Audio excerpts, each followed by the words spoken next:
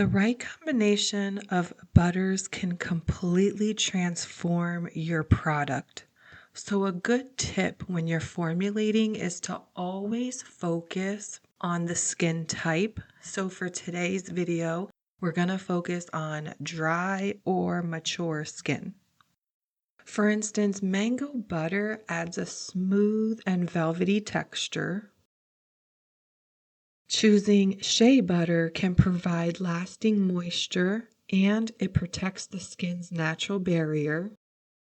And Tacumu butter absorbs beautifully into the skin and adds a glide without the heaviness.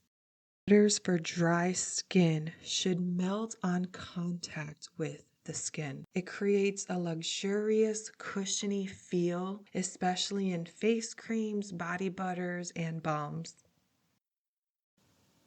Thank you for watching Butters for Dry Skin. Be sure to check our next video, Waxes 101. Be sure to comment below what I can take a deep dive into or what you want to specifically go over in terms of compounds and things like that. Thanks for watching and supporting. Don't forget to subscribe, like, and share.